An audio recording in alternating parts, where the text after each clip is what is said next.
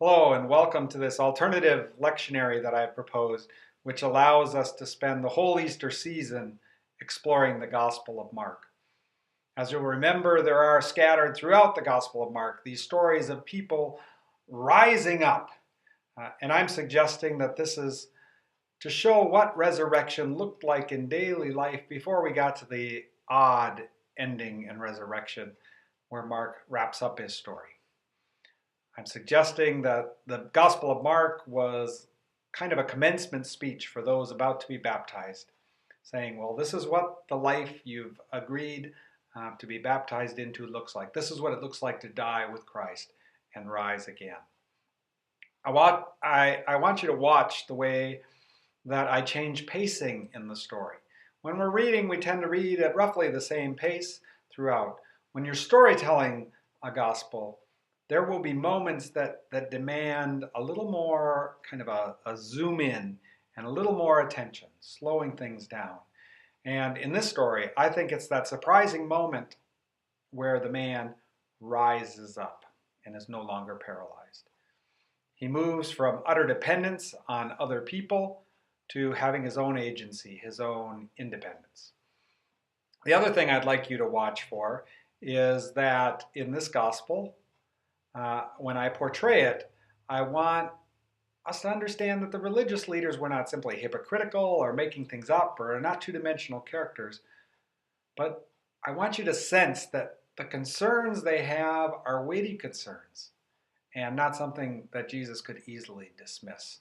And so I try not to say them in a superficial way, but to say them as something I would have to take seriously if I were hearing them say it.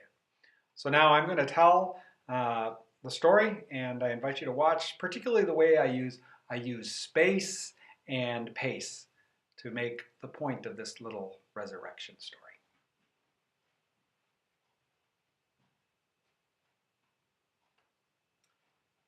And Jesus went into Capernaum after a few days, and the report went out that he was in a house. And so many people gathered, there wasn't any room, not even places at the door. He was speaking the word to them. And some people came, bringing to him a man who was paralyzed, carried by four of them. And being unable to get to Jesus because of the crowd, they unroofed the roof of the place where he was. And digging through, they lowered down the mat on which the man who was paralyzed was lying. Seeing their courageous trust, Jesus said to the man who was paralyzed, "Child, your sins are pardoned." Now, when the legal experts heard him say this, they began arguing within themselves, saying, "Well, why does he talk like this? He blasphemes. Who can pardon sins except God alone?" And Jesus, aware that they were thinking these things in their hearts, said, "Why are you thinking these things in your hearts? Which is easier to say to the man who's paralyzed, 'Your sins are pardoned,' or to say, 'Rise, take up your mat and walk'? But so that you might know that the human one has authority on earth to pardon sins." And he said to the man, "Rise, take up your mat and go off to your house."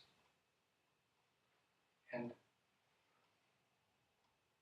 the man who was paralyzed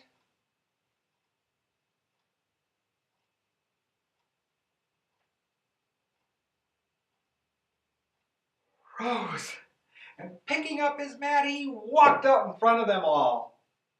And everyone was so astonished. They were saying, "We've never seen anything like that." The Gospel of our Lord. Blessings to you as you continue on this pilgrimage of resurrection with the people whom you serve.